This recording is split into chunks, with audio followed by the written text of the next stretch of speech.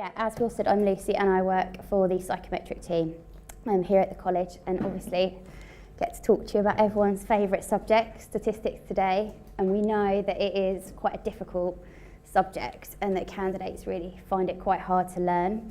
But actually, in this presentation, what we've kind of narrowed it down to is that actually just knowing a few simple facts and just a little bit of knowledge will take you a long, long way, actually. And the reason that we're focusing on it today is that this is, obviously you've seen the word cloud that Will drew, in statistical terms often come up in this. And actually when you look at the pass rates of stats questions, they're really, really low. But they are really important. It's important to know how to interpret and select a test and use it appropriately and safely, not just for the exam, but I guess in your clinical audits and also when you're reading journal articles, to be able to look at that data and actually identify whether they've used the correct test and that it's robust. So what happens in an exam when people see a statistics question is they normally freak out, like I used to. And there's certain techniques. They either kind of just shut their eyes and just hope it will come to them, or you suddenly see a term you recognise, you think, oh, that's a real, actual thing. It must be that.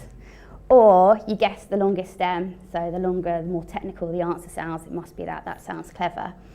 But actually, like Will said, these are like free marks in the exam, because if you know the basics, you'll be able to answer them for no problem, because everyone is so clustered around the pass mark in the exam. Just literally those couple of marks or a couple of questions will tip you over the edge from a fail to a pass. So don't be overwhelmed by it all. It's a small syllabus actually, and there's about 30 pages in this book of Will's. It's 2 chapters, chapter 38 and 39. So I definitely recommend reading them after this lecture. They're really concise. I find them helpful myself. They're really good. Okay, so also I did a survey of 91 trainees who had just set the TAS exam. And these statements in italics are taken directly from the syllabus for the TAS exam.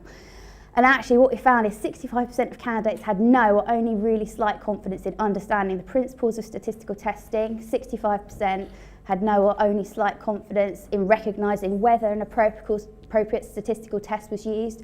And 75% struggled to actually choose the correct test in context. In addition to that, we found half of people couldn't interpret confidence intervals or p-values, and almost 80% had no confidence understanding like survival analysis, the Kaplan-Meier or the ROC curves. So that's kind of, that data led us to try and sort of focus our presentation and our lecture on those kind of areas. So these are some example questions. These are the type of questions that you would see in a TAS exam. I think these are old questions actually. So kind of giving you a short background, telling you about a scale that was used and what the researchers wanted to find out. Is there a statistically significant difference in asthma control between boys and girls? So they're asking you questions about what actually the data's like, what type of data it is, what level of data it is. And then they'd often follow on and ask, which test is most likely to be appropriate given the level of data. So by the end of the lecture, hopefully you'll be able to answer those, no problem. Okay, so the next few things I'm going to talk to you about and I'm going to cover are going to help you to select and identify whether the correct test has or should be used. So that's, once you know these few bits, it's fail-safe. Okay, so when we talk about data, we talk about the type of data, so the level of that data is often called. And essentially there's 2 key groups. So you've got categorical data or continuous data. You've probably heard some of these terms before. So in categorical data, we've got nominal data. So the groups there have no hierarchies, like your blood types, or sometimes there's a binary outcome. Are they dead or alive, and males, females? Things like that. So that's kind of just grouped data, named data. Ordinal data has groups which can be ordered or ranked. So it's things like rating scales, or like rating your anxiety or rating depression, or rating Likert scales, so strongly disagree to strongly agree. That's ranked ordinal data. Then we've got continuous data. So in order to be truly continuous, the difference between any 2 points on the scale needs to be the same. So in height, the difference between 70 and 80 centimetres has to be the same as between 120 and 130. But that's broken down a bit further to interval and ratio data. And actually interval data is still scaled, measured, continuous data, but it doesn't have a true zero. And there's lots of debates around with data, whether it's interval or ratio, but something like temperature wouldn't be a ratio data because it doesn't have a true zero, because once it's zero, it doesn't cease to exist. So that's the differentiation. So something like height and weight would be ratio data because it does have a true zero. So if it's a zero, it ceases to weigh or it ceases to exist. So that's the discrepancy there, but it's very rare that you'll have to decide between those two things in exam. Really, you're looking at the difference between the categorical, the nominal, ordinal, and then the interval ratio data. Okay, so the other thing you need to know when selecting a test is whether to select a parametric or non-parametric test. So you have to look at your data and say, what's it like? And these sort of things will come up in the exam. So parametric data is data that can be measured, and it's always interval or ratio data, so it's continuous, it's on a scale. And that data, in addition to being measured, it must be normally distributed, so I'm sure you're all familiar with a bell-shaped curve. So that's what it has to look, it has to be normal or pretty close to it in order for a parametric test to be used. So with non-parametric tests, you can use ordinal or nominal data. They're much more forgiving. The data doesn't have to be normally distributed. So if you had measurement data, say you had something like height, but for some reason it was totally not normally distributed, then you could use a non-parametric test because it's sort of not as sensitive. Obviously, while it's not as sensitive, it's not necessarily as good as a parametric test because it ranks all the data, so it doesn't take into account all the actual values. And sometimes you can even use a parametric test when the data is a bit skewed, but only if there's a massive sample size. So you'll hear all these different things, but essentially if you stick to these rules, that's what we'd test in the exam. We wouldn't try and put in a curveball and ask you to interpret that. Okay. The other thing is dependent and independent variables.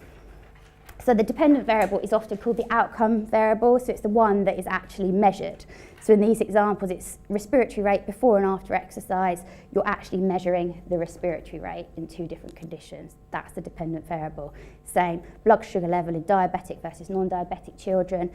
The dependent variable, the outcome variable, is that blood sugar level. That is the one you're measuring, and that's the thing that you're going to look at when you're selecting a test. What is the dependent variable?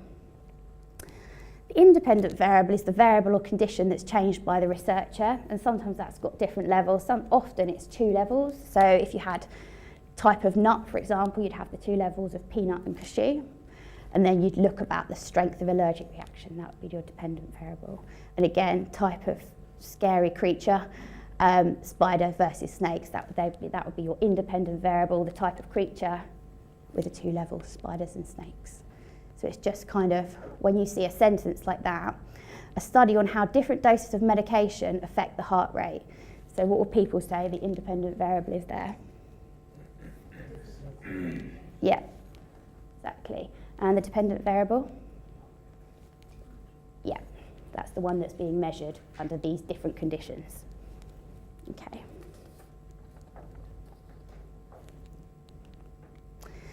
So before we sort of go about choosing a test, often we want to do some descriptive statistics to get an idea of what our data is like, and also some graphical presentations.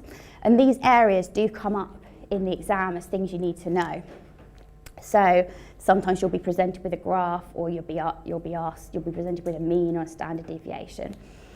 So the type of variables you've got will determine what types of graph and what types of descriptive statistics you use. So if you've got a continuous, scaled variable that's normally distributed, you can use your mean. You can't if it's not, because it's sensitive to outliers, but if it's normal, you can use the mean. That always comes with a standard deviation and often minimum and maximum values. And the sort of graphs you can use to present that data, that continuous normally distributed data, histograms, dot plots, box plots, and scatter plots. If you've got the scaled data, but it's skewed and it's not normally distributed, instead use the median. It's a lot less sensitive to outliers. And then those comes with the interquartile ranges, again, minimum and maximum. And you can use histograms, box plots, scatter plots again. If you've got categorical variables, really you need to focus on doing counts and percentages, frequencies, presenting it in tabular format, or using a bar chart for categorical variables. So this will be in your notes or handouts to take away. It just gives you some examples. If you've got a categorical variable on the x-axis, say favourite barbecue food, sausages, burgers, chicken, there's no rating of those, so that would just be a bar chart.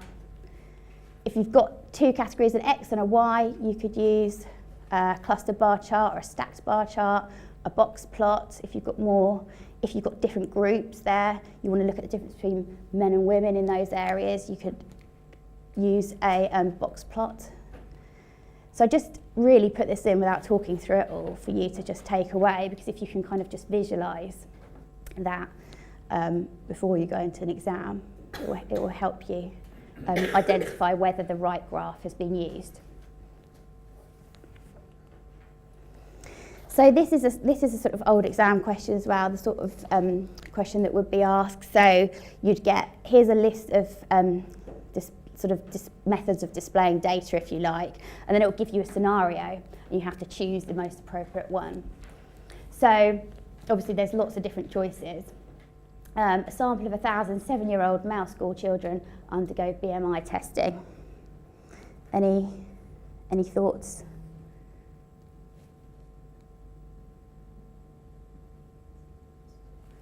Okay.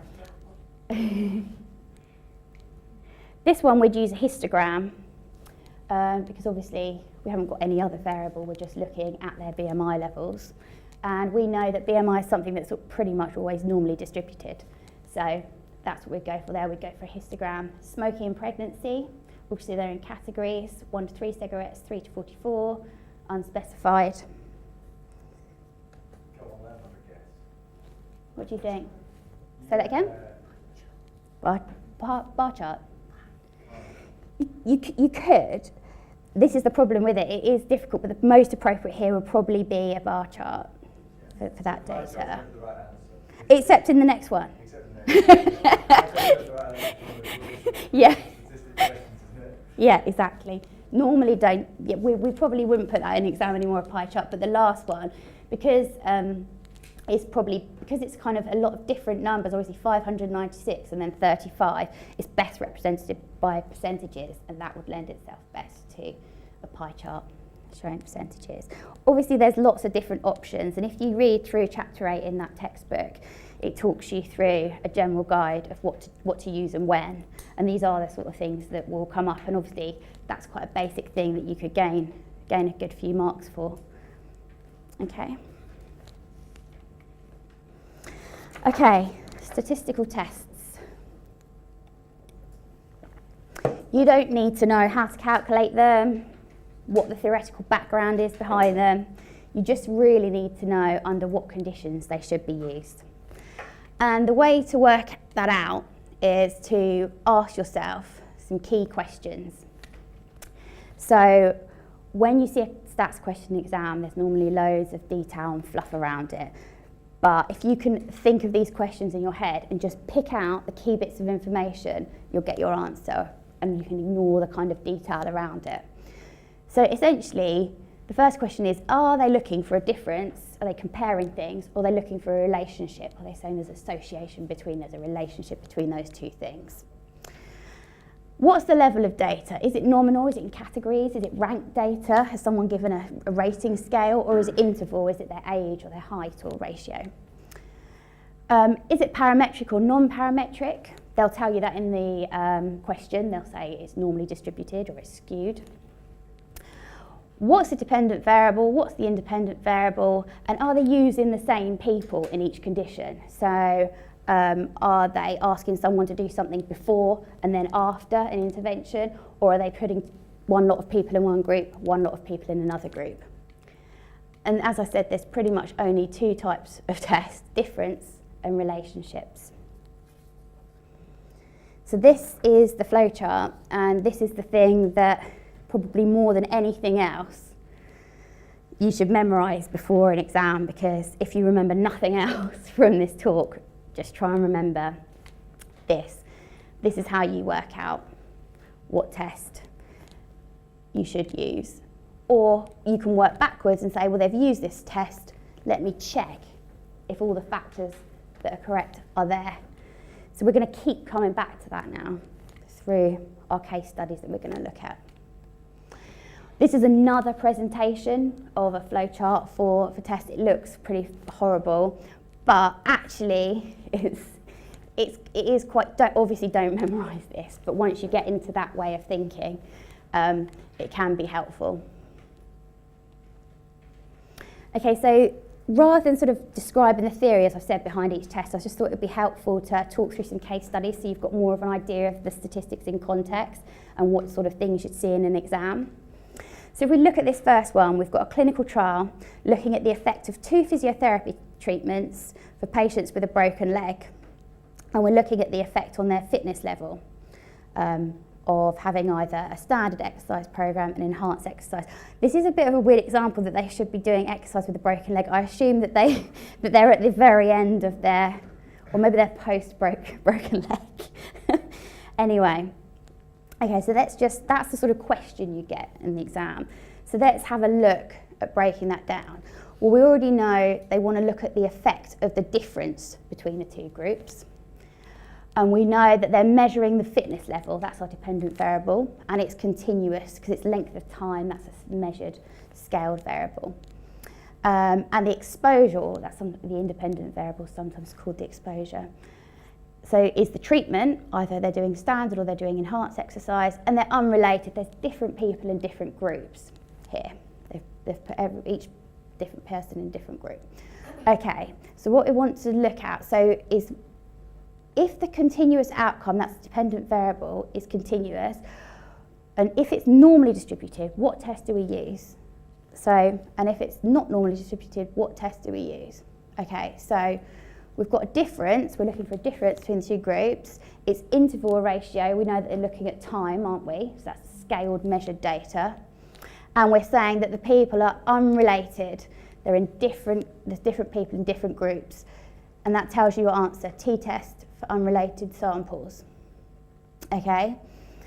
Now, again, if we were looking at a sample that was not normally distributed, it's still a difference. We've still got the scaled data, but no, it's not parametric. So we come across to no, down again, and we look unrelated, they're different people, Mann-Whitney. So testing averages between two groups, if they're normally distributed, t-test, if they're not, Mann-Whitney. Simple as that.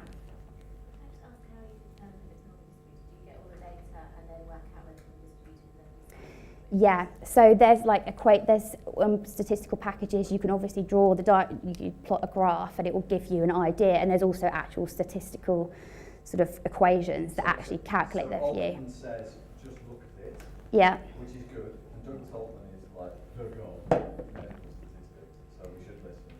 But then statistical reviewers say, did you test it? And you should probably use Shapiro-Wilk testing, we believe. If you use or Levine. Can't you? Yeah, that's why I like Shapiro-Wilk testing. There's another one, Kromnikov or something. Oh, with a small, it sounds like always Smirnoff vodka. I always think of it as Smirnoff. But yeah. It always shows it's normal. So. But I mean, for your purposes, in the exam, they'd always tell you, they'd say it's normally distributed, or it's not, unless the question was specifically about that, wouldn't they? Or no, or if it's something like weight in a population. Or BMI. You should know that that's going to be normal. So you should be able to think, oh yeah, well that will be normally distributed. So think about what it is they're testing. You should be able to have a good idea of whether it's normally distributed. So or not. But you won't ever have to calculate that for yourself, No. technically. Okay, so again, 2 groups, looking at the average, independent t-test or Mann-Whitney U. So if we did the same study, but we wanted to add a control group in, so patients with a broken leg who don't do any exercise, and we wanted to look at their fitness level. This time, we've got 3 different groups that we're comparing. They're still independent, they're still different people. So we've got to work out what test to do here. So we're again looking for a difference. We're looking at scaled data, continuous data. Are the parametric test assumptions satisfied? If it's normal distribution, yes. Are they unrelated? Yes. But it's not a t-test, it's the next one down because it's more than 2 samples. We've got 3 groups here, standard exercise, enhanced exercise, control group. We've got 3 groups, so it's no longer a t-test, it's actually an ANOVA. And what you find is when you've got 3 groups, people try and do t-tests between all the different variables, but actually it's best to do an ANOVA when you've got more than 2 groups and you're looking for a difference. And then you can do something called post hoc tests afterwards and it will tell you where that difference lies. But for the purposes of this and the exam, it would be more than 2 groups. In this circumstance, it's an ANOVA. And the alternative that's non-parametric, if it's skewed data or ordinal level data, is the Kruskal-Wallis, it's called. So it's basically it's like an ANOVA, but it ranks the data, and you can use it if you've got data that's not normally distributed. Okay, so in another study, imagine each patient performs a walking test before and after, an enhanced physiotherapy treatment. So you might have 2 variables of data. You've got their fitness level before and their fitness level after. You want to see if there's any difference. So here we've actually got paired data. The same people are doing both things. So that changes things slightly. So we've still got the difference. We've got interval or ratio data. If it's normally distributed, yes. But actually it's related, yeah, exactly. So it's a paired, it's called t-test related samples, we often call it. You'll hear it as a paired t-test. And the non-parametric alternative for that is the Wilcoxon. So 2 variables being compared, same people, paired t-test, or if it's skewed, Wilcoxon signed rank. What if you had another intervention that you were trying to compare to? So like before and after data for 2 different groups. Would it still be the same? Say that again. So what if you had 2 different groups, so one was performing one walking test and one was performing a running test, and they were both doing before and after? Would you ever be able to compare? You'd either have to sort of compare across, if you sort of mean, the 2 different studies, or depending on what angle you took, you could do like a massive ANOVA, like a multiple ANOVA. MANOVA, yeah. It's called, yeah, multiple ANOVA. Yeah, it's called MANOVA, yeah. Yeah. Okay. So, case study 4. So we're going to look at something slightly different now. So we're still thinking about the physiotherapy trial, but this time we want to look at if there's actually any relationship between participants' fitness level and their age when they're assessed. So we suspect that age actually does affect their fitness level, regardless of the treatment group they're in, so that's what we want to look at. So we're going to try and quantify that relationship, look at the direction, the strength, and the magnitude. So we're looking at the relationship between 2 variables here. They're both continuous, fitness level and age. They're both interview ratio data. So let's look at the choice of test. So this time we're over to the relationship, the correlation side. They're both interval ratio data. If it is normal distribution, we can use the Pearson's. Pearson's product moment correlation coefficient is often called, and that is presented with by an R statistic. That's you'll see R equals 0.1, R equals 0.6. So you can use Pearson's. If not, you've still got that continuous data, but the parametric assumptions aren't satisfied. It's skewed data. So you say, no, it's not parametric, it's Spearman's row. Sorry, Yeah. go back to the, Yep. so parametric test assumption satisfied just means whether or not it's normally distributed or not. Yes. Exactly. I mean, there's sort of a little bit more to it than that, but essentially when you're still talking about test selection, that's what you'll be talking about. Yeah. Okay, so we've got our We Pearce. both want to say central limits here of Yeah, I'm not saying it.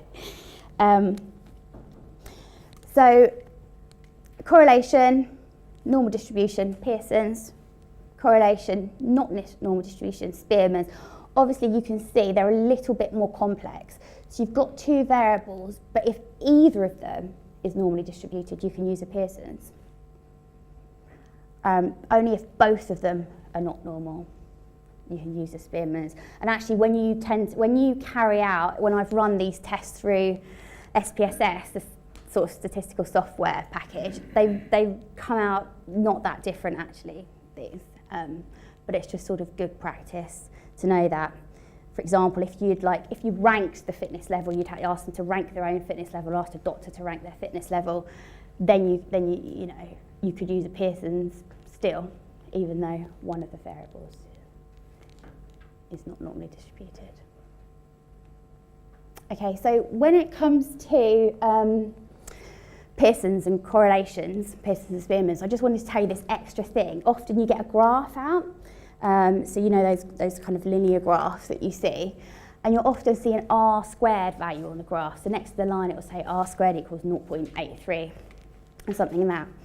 And what that's telling you is how much of the variation in one of the variables is due to its dependence on the other. So sort of a bit more about that relationship between them. And it's always a value between 0 and 1. So if on the graph it said R squared equals 0.83, you could say 83% of the variance in cholesterol levels is accounted for by the person's age, and the other 17% is due to other factors. So you are squaring that R statistic that comes out of your Pearson's correlation. So just looking at these quickly, could you use Pearson's for degree of burns on the body and versus number of days in hospital? See whether there's a relationship. Pardon? It's a relationship. That's right. Could it be, would you use Pearson's or would it have to be Spearman's?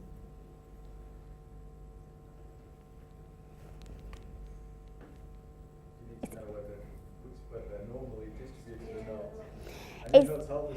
No, but with the degree of burns, that would be a rating scale. But with number of days, we know that's an interval scale. So yeah, I mean, technically you'd say on this small amount of information, you'd say yes, you could use Pearson's, unless someone put a caveat in saying, and it's skewed. Then you'd say, oh no, Spearman's. Okay, so if you saw this result, this is the result of a Pearson's test. So R equals 0.78, that's the correlation. And P, the sort of significance value, is 0.002. They were determined in a study of correlation between blood alcohol level and traffic accidents. So can we conclude that alcohol consumption is the cause of traffic accidents in any way? No. You could have a drink after you crash it up. It might be the cause, but it might not. And that's what we're saying. When you talk about correlation and people give you the results in the exams of these studies and Pearson's and Spearman's, what you have to remember is that it's looking at a relationship. It's not determining causation. It's not saying one thing's causing the other, that's doing this. It's just saying there is a relationship between the two. Okay, and if we said this, the correlation between the concentration of two enzymes in the blood, R equals 0.52, that's our correlation, and the significance level there, P002.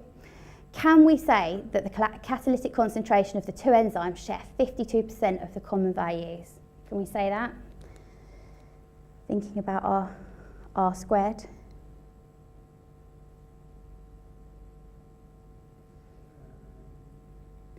So our R value is 0.52, just our correlation coefficient.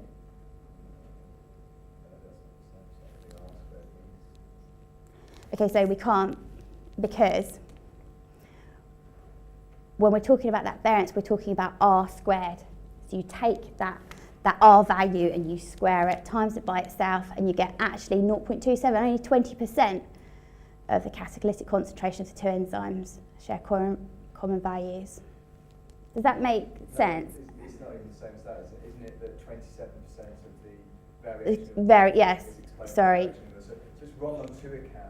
That number 3 is wrong, but it's wrong on two accounts. It's not just that it's not the R squared you're looking at. The variance doesn't tell you how they share the same value. It tells you what proportion of X is Accounted by for. Y.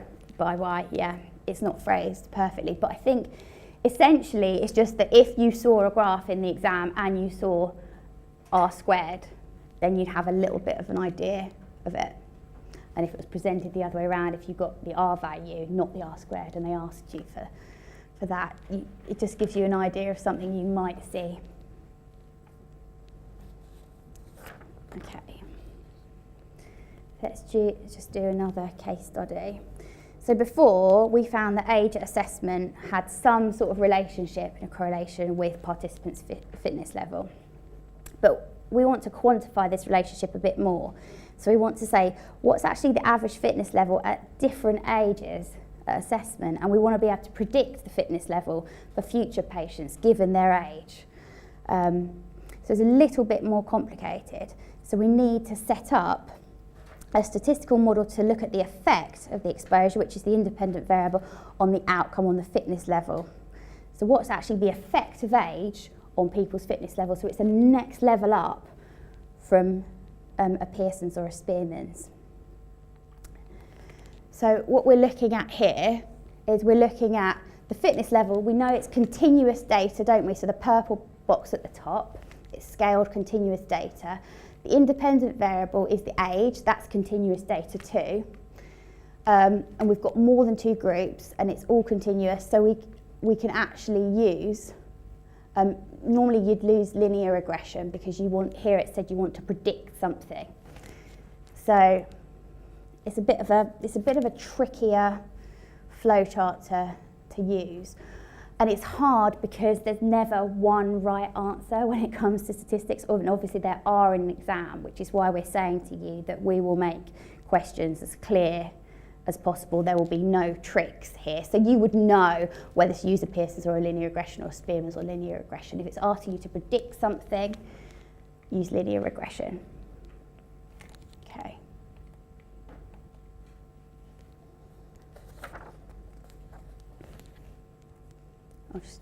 So if you wanted to change the outcome variable here to either just fit or unfit, so you're looking at the impact of age of people of all different ages, but you're just judging their fitness level, not on a scale, but just whether they're fit and unfit.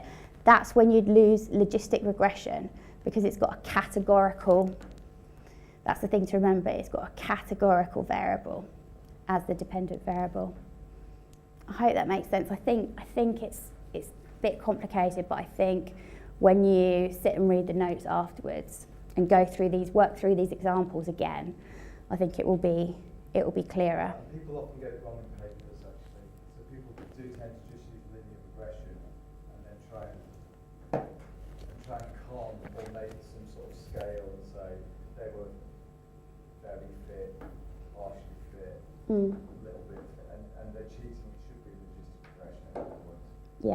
Yeah, exactly. Like things like whether you've passed or all the factors that are predicting whether you'll pass or fail an exam, that would be logistic regression. Because it's just a categorical variable. The candidates that passed versus the candidates that failed the MRC PCH TAS exam.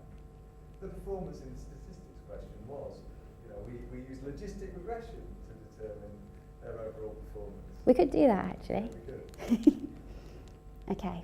But if we wanted to look at, for example, say we said we want to look at what predicts whether they're going to pass or fail, but we want to actually look at their total score, then you could use linear regression because you're actually looking at a score that's on a scale rather than a categorical variable, pass or fail.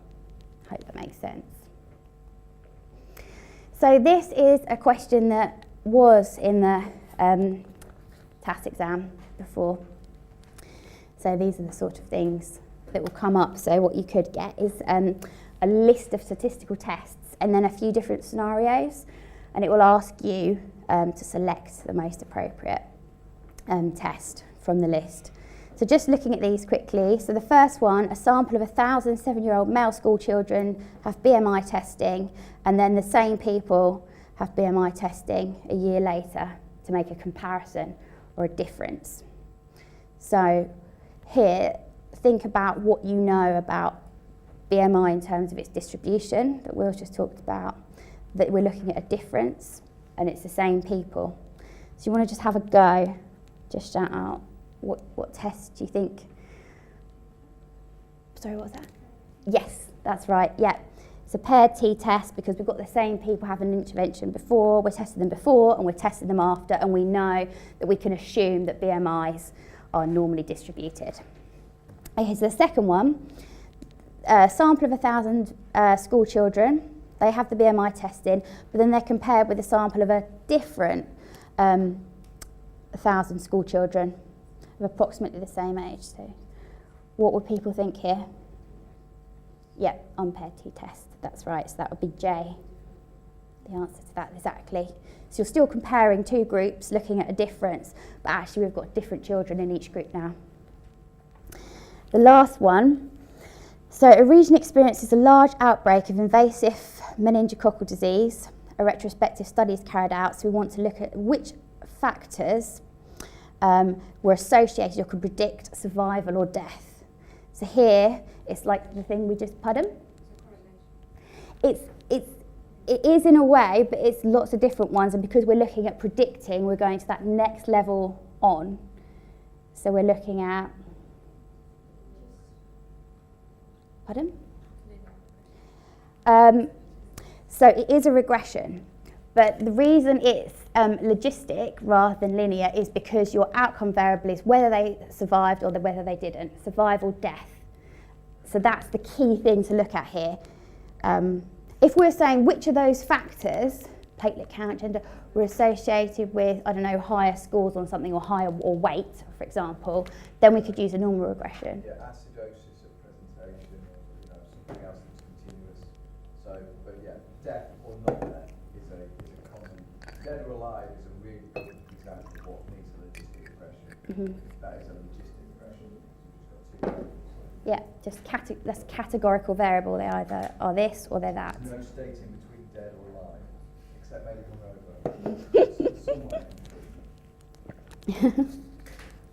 Okay.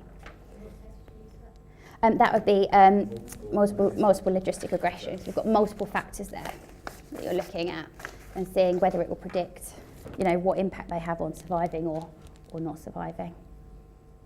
Yeah, and that is a really good example of the sort of questions you will see. That is a really good example. Like a really good example. Really good example.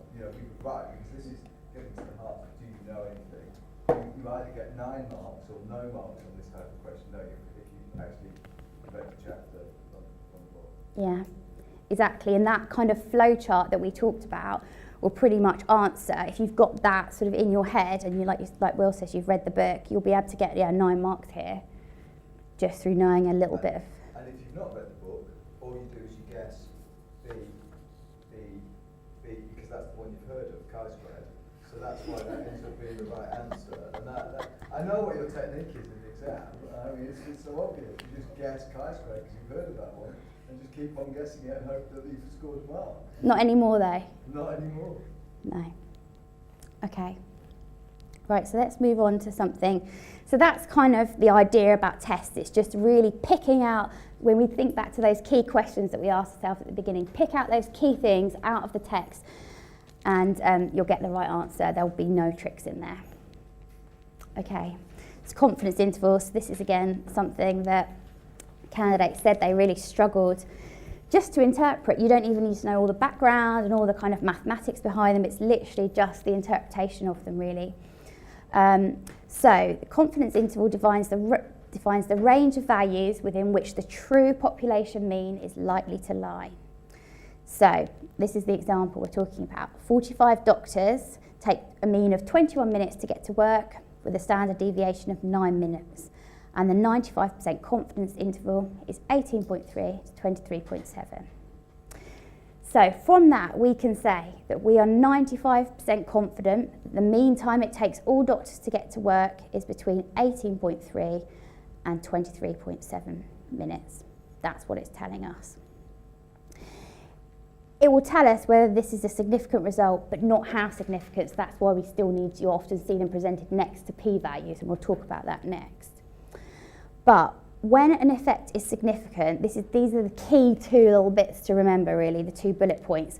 When an effect is significant, all the values in the confidence interval will be on the same side of 0. So they'll either all be positive or all on the negative side. If the confidence interval contains a 0, so it crosses 0, then the effect will not be significant at the 0.05 level.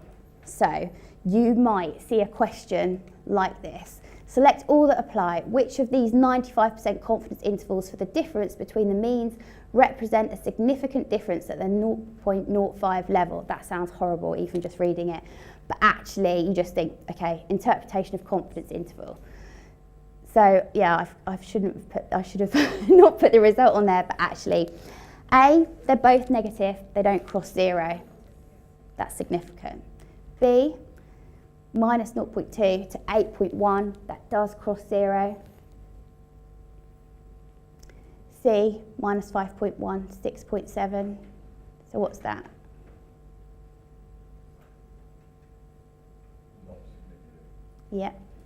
And D, it's all on one side.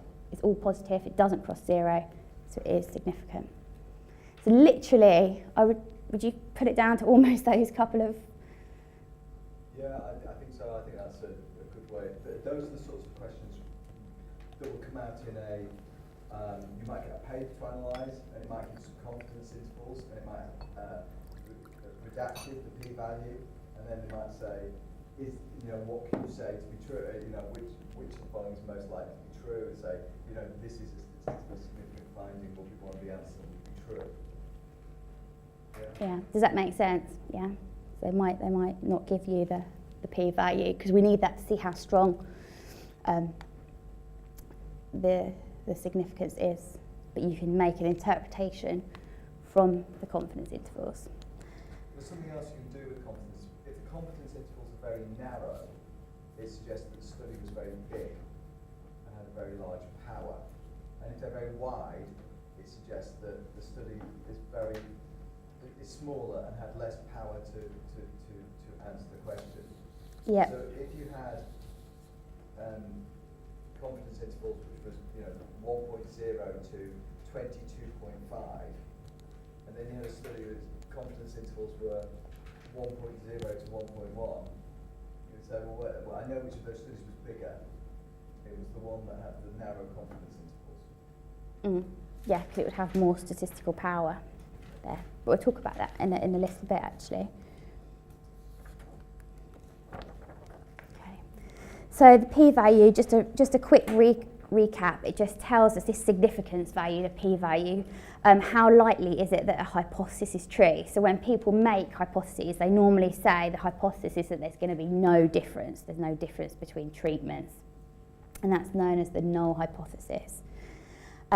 So the p-value gives us the probability of an observed difference having happened by chance. So if the p-value is 0.5, it will be 50-50 chance. P-value 0.05, 1 in 5%, 1 in 20 chance.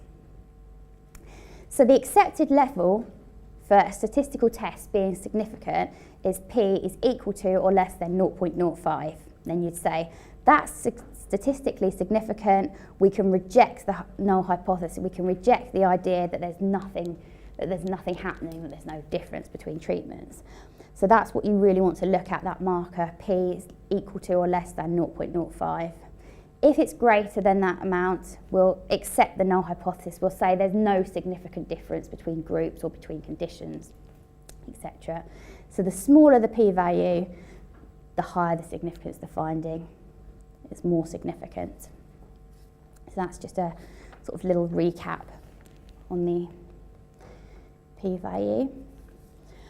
Okay, so type 1 and type 2 errors, so this leads on from the p-value. So what you'll get p is less than 0.05, great. So we can say that 95% likely that the finding is genuine, or 5% or less the chance results will occur due to chance and there's not an effect. But you could still get it wrong. So there's two mistakes you can make. So you've probably heard of these type 1 and type 2 errors. So type 1 error is when people say, oh, there's a genuine effect in our population, but there actually isn't. Type 2 error is when you're saying, actually there's no effect, we didn't find a statistically significant difference, there's nothing going on, so we're accepting the null hypothesis, but actually it's false. Oh yes, there is something going on. Right, so to demonstrate that in a really nice way, there's a question like this. So, two teams of researchers work on answering a similar question. In a preschool-aged child with viral-induced wheeze, is a course of 5 days of oral prednisolone compared to a placebo effective at preventing emission. So the null hypothesis would be that there's no difference between the two groups on how effective they are at preventing emission. So this is what the first team do. They do the project, but they only blind the study to subjects and not to the medical staff. So actually the medical staff know something about the patients that are being selected to be in the study, and they're the ones that are allocating people to either the intervention group or the placebo control group. So they've actually got an unconscious bias because they're allocating the patients in a certain way, which is going to result in the treatment arm, the intervention, being statistically significant. But then when people do it again, they find that actually there's no difference between the groups. So what type of error do you think people have committed here? Pardon? Yeah, they've introduced a type 1 error because essentially they're saying, oh yes, we did find a difference when there wasn't one really. It was just because the people, the medical staff that were allocating to people with conditions were a bit biased when they're sort of unconsciously, without knowing it, allocating perhaps the sort of less well patients to the control group. They gave the steroids all ones with eczema. They thought might have asthma. That's how that works. That would, yeah. Okay, this is your example, isn't it? Probably. Okay, so the other team, they undertake the project, but they can only recruit 200 children to each group, even though they did a power calculation and said, well, really, you need 350 children in each group. And they found that there was no difference between the prednisolone and the placebo. So they've accepted their null hypothesis. They've said, yeah, nothing's happening. But then a further study did it with the right amount of power, 350 people in each group, and it showed that there was a significant difference. So the type of error that Team B committed was a type 2. Yeah, exactly, because they've said, oh, there's nothing happening. They've accepted their null hypothesis when actually there was. They just didn't have enough participants. They didn't have enough power to actually show that significant difference. And I think sometimes we ask questions about type 1 and type 2 errors. So if you can just remember those kind of little key things. Just a tiny bit about power, as we've said, so power and sample size estimations used to determine how many people, how many participants you need to actually truly answer the research question. And it also helps us avoid making a type 1 or a type 2 error. So if you've got higher statistical power, it reduces the chance of type 2 error being made when you're accepting the null hypothesis that there's nothing going on when actually there is. So when you do a study, you always want to try and work out how many people you need, and there's charts that you can use to do that. But we wouldn't ever ask, I'm pretty sure we'll, in an exam, anyone to calculate statistical power. Not even if we gave them a nomogram. Yeah. Not even with the nomogram would we ask you to do it. With nothing, we would not ask you to do it, but there might be a question about limitations of studies, and this is something that you might want to think about if you notice that there's quite a small sample size. You may want to think there about the impact on the type 1 or type 2 errors. Okay, and I just put that on just so you can look at that for when you read through the slides, just a few little factors affecting the power calculation. Okay, so for the last section, we'll just look at some statistics in epidemiology, and there's a few key areas that we're going to look at. So something that's actually really nicely described in the textbooks and is sometimes tested in exams is about sensitivity and specificity of a diagnostic test.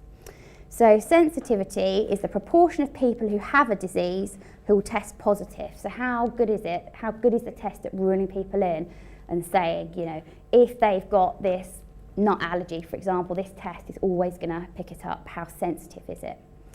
And then you've got the specificity, so the proportion of people without the disease who the test picks up as negative. How well does it rule people out? So if you didn't have a nut allergy, it would not class you as a nut allergy. It's very specific.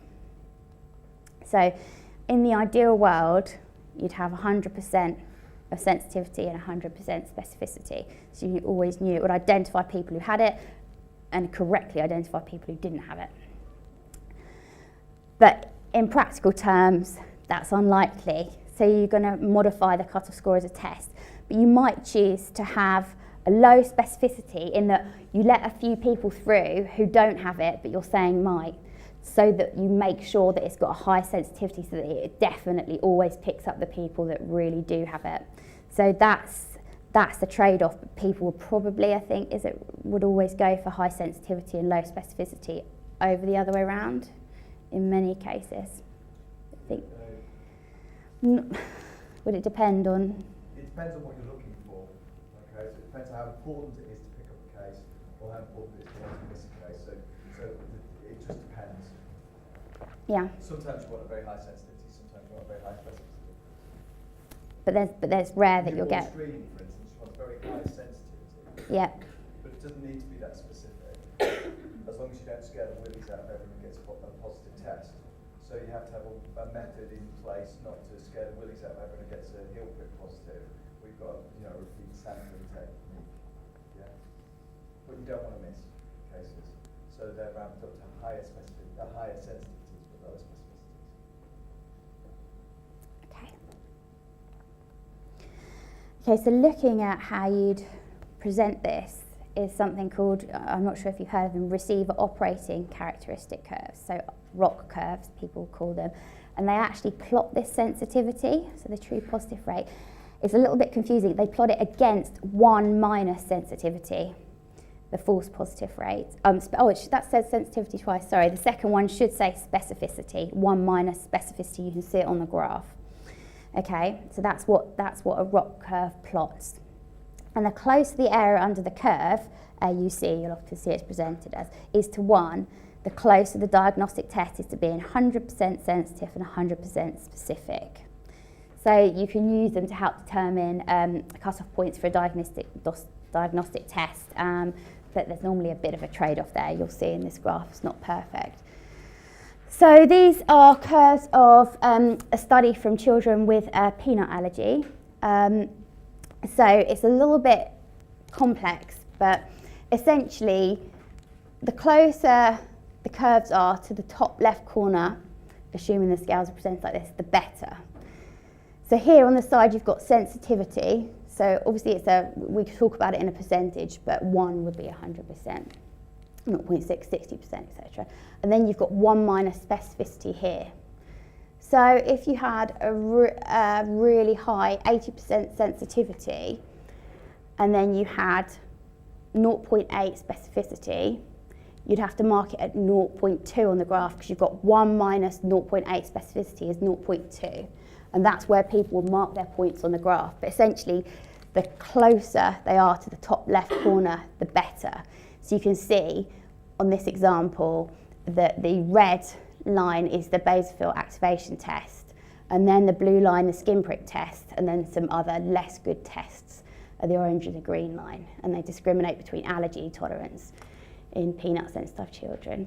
So it's skin prick tests are better than IgE RAS tests for diagnosing peanut allergies. What that graph shows, by the way. Do your skin prick test, you lazy devil. Is that what one of the other tests are? Yeah, well, basophil activation test is a bit complex and very expensive, but it's really good. And that's against gold standard peanut allergies. I'm sure it's a Graham Roberts paper.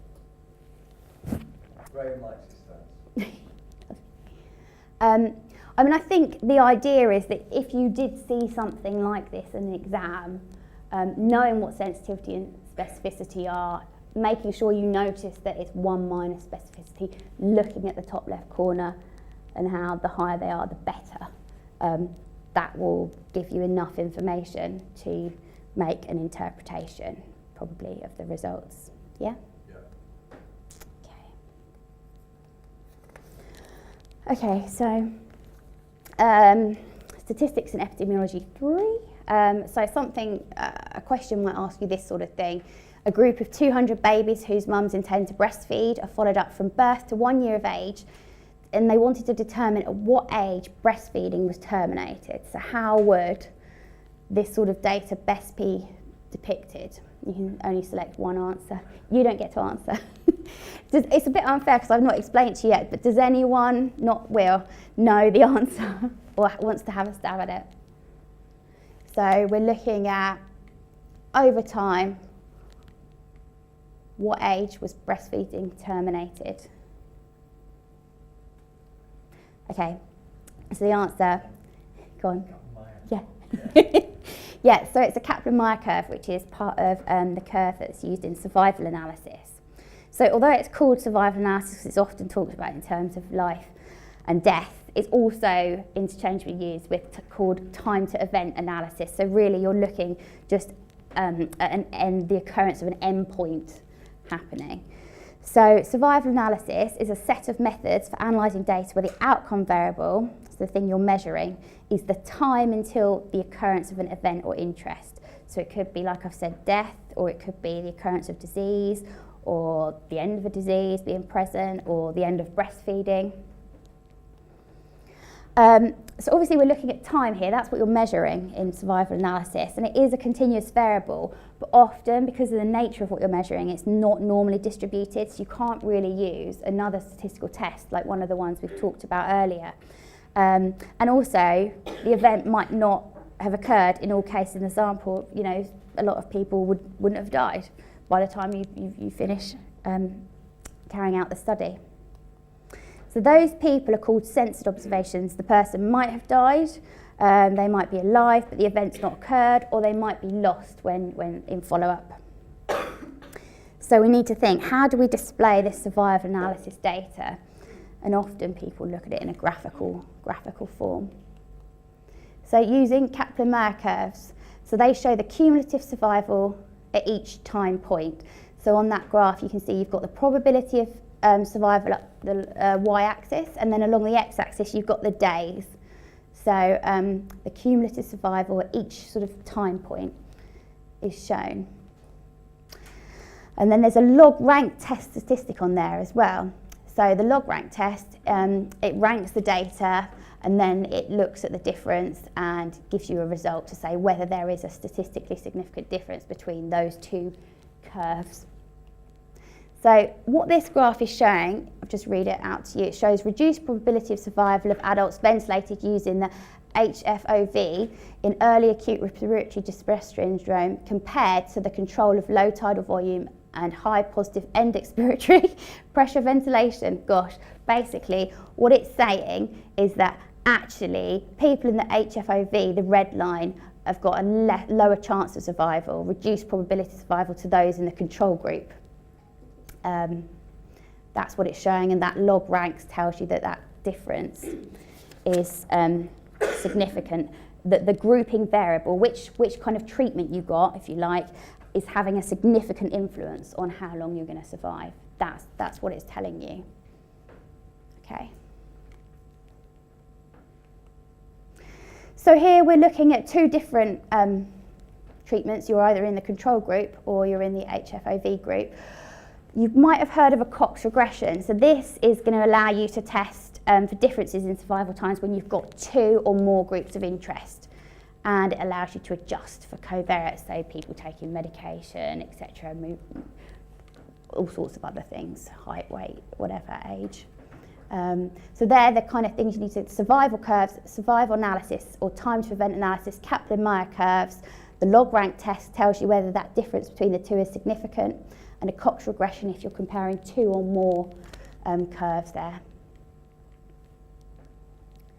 Hope that's a little bit clear. That's good and really detailed. That's the final page. If that comes up in the exam ever and we let that through as a question, it's got Cox regression as the answer. Good luck. Yeah. Because even me and Lucy will struggle with that one. It's hard, and it's really hard to get it down to just 1 or 2 slides. But I think it's the same with all the other things on this course, I guess. It's picking out just key, simple things that you can remember that will really help you to answer those questions. Oh no, you're not going to ask me a difficult survival and ask. Okay. Yeah. So that's a Kaplan-Meier curve, and we use the log-rank test to make it. You'd lose To test between the curves. Between the control group Yep. and the non-control group. Yeah. So the Kaplan-Meier curve is just a display of it, Yeah. and the log rank test is a test to give you the significance. So you can get a good idea of what's happening. You can already see there's a difference, but you just want to know, is that difference significant? So you already know that the red group are worse than the blue group in terms of survival. And if you have 3 groups, you can't use a log rank test because that only can test between 2 groups. You have to use Cox regression. And a Cox regression also allows you to do some fancy things like a little like an ANCOVA, where you start to correct the covariates as opposed to an ANCOVA. Yeah. Is that okay? Survival analysis in 2 slides. Yeah. Yeah. Just like 5 chapters of stuff. Okay. So this is the sort, just to give you a bit of context, actually there is a mistake on this slide. That should be, where it says exposure and type, it should be 2 different treatments. So the clinical trial would look at the survival time of patients with a particular cancer, and then they're randomised into, actually it should say 2 different treatment groups. And they're monitored until the end of the study, and they want to look at the length of time between first diagnosis and death when that's recorded. So they want to look at that time depending on which of the 2 treatments patients got. So some people will still be alive at the end of the study, and we don't really want to exclude them, which we'd have to do if we were using other statistical tests. So again, here you've got, is there any difference in the survival time between the 2 groups? So we're looking at the time monitored and whether the death status, did they survive or not? And then it should say 2 different treatments, different people having different treatments. And that's when you'd use, as we said, the Kaplan-Meier curve with the log rank test. If there were 3 different treatments, then you'd be using Cox regression. Does that make sense? Yeah. Okay. I'm just trying to show you these case studies just because that's how it would look in exam, kind of giving you this sort of information in the STEM, a lot of which you can not really take notice of, just the key points. Okay. So just to sum up, when we're talking about significance, people get excited when it's statistically significant, but who actually cares? It doesn't necessarily, just because it's statistically significant, it doesn't mean it's clinically significant. So if you had a test that shows a new inhaler for asthma significantly reduces hospital admissions, but it's actually just by 0.5% and your sample size was massive, so it gave you a significant result. But everyone's a bit like, well, they might be like, They might be pleased. They might be pleased. It's one of those things where it's funded by a very large pharmaceutical company. You'll see there's 2,000 in each arm, and it actually shows a highly significant result, but it might not be clinically that important. Yeah, but it will keep your funding. I'm going to go to that way. NNT is like, you need to treat 423 children to avoid 1 hospitalisation. You go, oh, okay. Yeah, so I don't know, maybe in a question that they'd ask you, is about how important that result is, and you get your statistically significant result, and you might answer yes, that's very, very important, but you might not notice that actually in the data it's only showing a 0.5% reduction. So same again, if you had a significant correlation, if you had loads of people in the study, the R value would be 0.150, but the P value is significant, 0.04. But actually that correlation, if you think it goes between 0 and 1, that correlation of 0.15 is so weak that we're saying, yeah, there is a relationship, but there isn't probably really, because that's pretty close to 0. So it's just having that sort of thing in mind, just thinking around it, not just taking the numbers, just thinking about what they mean in practice, really. And that's why so many people use correlation, because it's very easy to demonstrate a significant, a statistically Yeah. significant relationship, but with very Mm. weak associations. I do it all the time. I do it all the time. But Altman writes better beautifully explaining that it's fundamentally quite dangerous that you look at p-values and they don't really mean very much. Yeah. So just, think about the clinical significance as well. And just thinking about, in terms of all these things we've said, don't try and select something more complex if the simple thing will do it just as well. So it doesn't mean that the best test is the one you've heard of, but actually now it probably isn't one that you haven't heard of, because when you think about that chart, you're going to recognise a lot of these things. So the best test isn't always the one that gives you the significant difference, the p of less than 0.05. So in summary, read chapters 38 and 39 of the textbook. They are so good and they're so clear and simple. It's Unfortunately right at the end, so just start backwards, yeah. And just don't worry about the theory. I think what's really good about the book is it does explain things properly and it gives you some equations, but you don't need to get bogged down in them. Just read past them and think about the general principles and assumptions that we've talked about today. And again, what I've said is just that the total scores in exams, we see it all the time, literally people failing by literally a few marks, and it could be the stats questions, let's hope, that are going to be the difference between passing and failing. So even if you only remember that table, hopefully it will help you in the future.